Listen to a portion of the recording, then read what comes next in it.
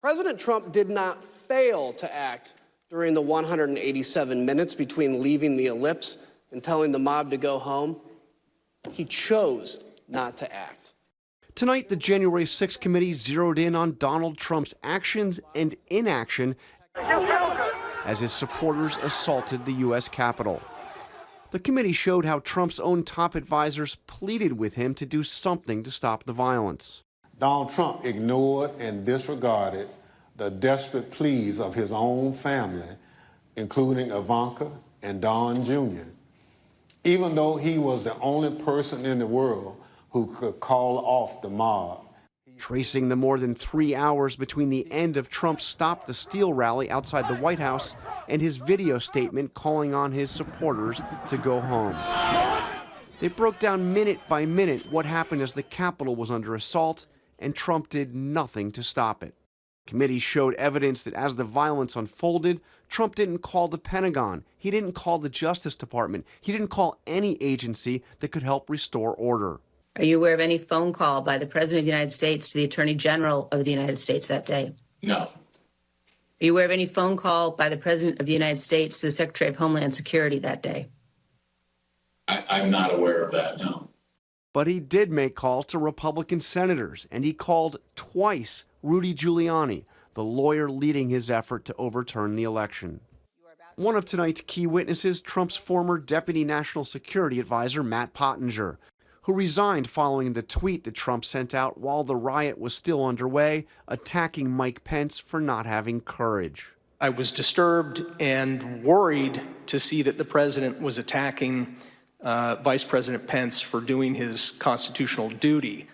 Also testifying, Sarah Matthews, who served as White House Deputy Press Secretary. She, too, resigned on January 6th. I think that in that moment, for him to tweet out the message about Mike Pence, it was him pouring gasoline on the fire and making it much worse.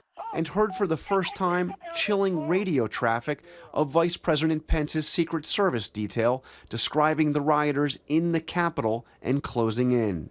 If we're moving, we need to move now. Copy. If we lose any more time, we may lose the ability to leave. So if we're going to leave, we need to do it now. The committee presented interviews with Trump White House officials showing that Trump was fully aware of the insurrection as it was unfolding, but refused to take action to stop it. Was the president in that private dining room the whole time that the attack on the Capitol was going on? To the best of my recollection, he was always in the dining room. Over and over again, Trump White House counsel Pat Cipollone urged the president to make a statement. I think I was pretty clear there needed to be an immediate and forceful response statement, public statement that people need to leave the Capitol now. Trump eventually did record the short video, which he shared on his Twitter feed. He refused to tell the mob to leave until 4:17, when he tweeted out a video statement filmed in the Rose Garden, ending with this. So go home.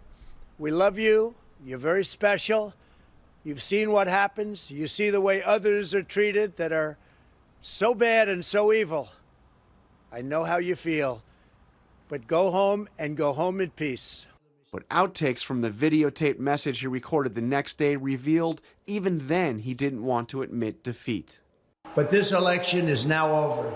Congress has certified the results. I don't want to say the election's over. I just want to say Congress has certified the results without saying the election's over, okay? As this series of public hearings comes to a close, the committee made it clear this isn't over yet. We will reconvene in September to continue laying out our findings to the American people. Our thanks to John Carl. And joining us now, January 6th House Committee member Jamie Raskin, Yvette Simpson, CEO of Democracy for America, and former Republican Congresswoman Barbara Comstock. Thank you all so much for being with us tonight. Congressman Raskin, I want to start with you. What do you think tonight's hearing did for Donald Trump's legal exposure? He had the intent to overthrow the presidential election, to block the transfer of power in the counting of Electoral College votes, and was attempting to throw the whole election into the House of Representatives for a so-called contingent election. That seems clear, but I think specifically what it did was it shone a very harsh spotlight on his actions during the 3 hours, when a real president would have been calling the Secretary of Defense, calling the National Guard, calling the mayor of Washington, D.C., mobilizing the apparatus of the government to defend our besieged Capitol officers and defend the Congress and the Vice President. So much focus tonight, not only on his action, but as you point out, his inaction during that time. Yvette, I want to bring you in. The January 6th committee has now held 8 public hearings. Do you think that the committee has made the case that President Trump broke the law? And what do you think was maybe the most damning evidence that we heard tonight? You know, I think the arc of the 8 hearings was really compelling, starting with his knowledge that he lost the election and ending with not just his inaction, but his deliberate inaction and his escalation during those really important moments when people needed him to stand up and be the president. And I think the idea that not only was he inactive, but he was actively calling senators, trying to get them to continue to reverse the fair election while they were escaping for their lives. I mean, he's trying to get them to reverse their vote. And they're saying, Mr. President, we're trying to get out of the building. People are trying to kill us. So many important moments today that showed not only that Trump was inactive, but he was escalating the moment and that he was doubling down. But Barbara, I want you to weigh in. Many Republican members of Congress say they aren't watching these hearings, so they didn't hear many of those things. Some, in fact, say they would support Donald Trump if he runs for president again in 2024. So I have to ask you, have these hearings changed the minds of any Republican members of Congress or any Republican voters out there? Well, I think what's been so effective is that it brought you back to January 6th, and it showed what everyone said on that day. And so it's showing these are all Republican witnesses. It's Trump White House counsel. It's the Trump Attorney General. And it's Trump Republican members of Congress, all of that testimony from Kevin McCarthy in real time, other Republican members. And as Adam Kinzinger pointed out, it's not just that Donald Trump failed to act, he chose not to act, and it was intentional. And he knew these people were armed, he sent them up there, and then he sat there when everyone is imploring him in real time, and he chose not to act because he wanted this violence to go on. He knew it was going on because he was watching TV. I certainly hope there will be indictments and convictions. This is a person, Donald Trump should never be in the seat of power again. And Representative Raskin, I want to bring you back in very quickly. The Department of Justice has a long-standing policy not to confirm any investigation prior to an election that could impact the vote. We have seen this happen before. What do you think? Do you think this policy needs to be put aside ahead of the midterms this fall? And what comes next? Well, look, the Department of Justice has different kinds of criteria for whether or not to bring a case. One is the gravity of the offense. It's hard to imagine a graver offense than this one. Another is the culpability of the potential defendant.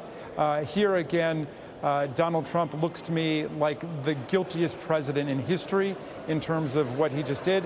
And the third criterion is about deterrence of future similar misconduct. And we just can't have coups and insurrections and political violence in our democracy in the future. You know, I guess I would just say anybody could then get out of being prosecuted by saying they're going to be running for some office in the future. Congressman Jamie Raskin, Yvette Simpson, and Barbara Comstock, thank you all so much for being with us tonight. Hi, everyone. George Stephanopoulos here. Thanks for checking out the ABC News YouTube channel. If you'd like to get more videos, show highlights, and watch live event coverage, click on the right over here to subscribe to our channel. And don't forget to download the ABC News app for breaking news alerts. Thanks for watching.